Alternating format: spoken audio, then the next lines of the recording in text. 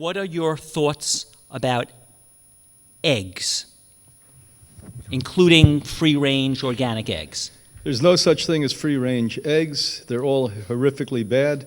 The only creature that's able to digest them is a fox. They have the adequate enzymes.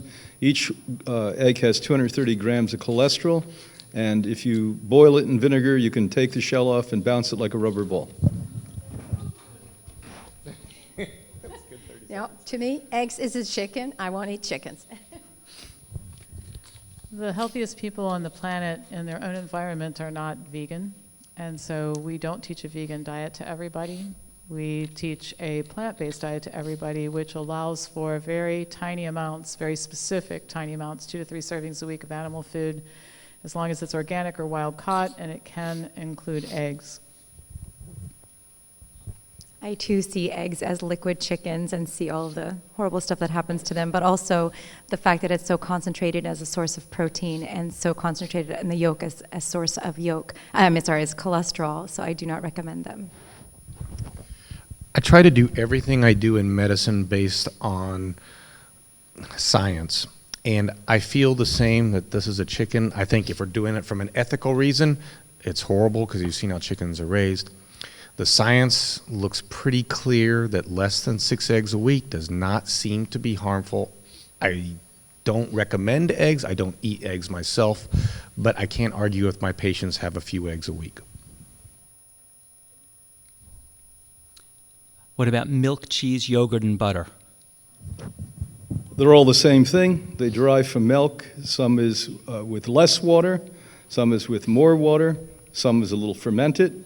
And as the work has shown over the last 35 years or so, is that it's probably the #1 dietary cause of cancer. I know at the Hippocrates Institute for 60 years, no dairy food has been part of our program. And statistically, we win international awards. More people have reversed disease with us than any institute in the history of man.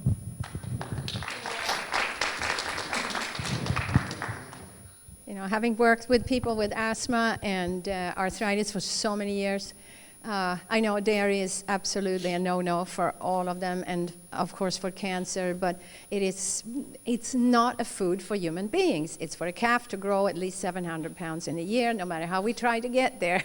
Believe me, it is not a good thing for us. We cannot digest it well. Being Scandinavian, we somehow have been brainwashed that we can digest it, where 2/3 of the world's population absolutely cannot. So we kind of forced ourselves to digest it. But we pay a big price with cardiovascular, obesity, diabetes, cancer, you name it. Thank you. I think a very strong case can be made to eliminate any animal milk, not just cow's milk, but people sometimes think that sheep's milk or goat's milk are better options, and they're not. The risk factors associated with consuming any type of dairy products are significant, so dairy is not a part of our eating plan. The first food group I recommend people cut out of their diet for multiple different reasons is dairy, and I've seen dramatic improvements in people in terms of inflammatory conditions like asthma and eczema. It's a very significant impact on people's health, and yes, exactly, we are the only species to ever consume dairy after weaning and to consume dairy of another species, and I recommend strongly against it. And we have a consensus. I'm surprised because I see a lot of South Indian vegetarians that are overweight and morbidly obese and come to me for surgery, and I look at their diet and it's so heavily dairy, and if I could just change that, they lose a lot of weight. And there's been some great studies on saturated fat using muffins, and there's no question that saturated fat is bad for you. It's just a bunch of media and industry influence that has started this idea. I could go on forever about saturated fat. It's not good for you, and it's heavy in this dairy, and I don't recommend dairy at all. Just one more thing on the dairy. What about kefir? Does that change anything? No, if you ferment something bad, it's bad fermented.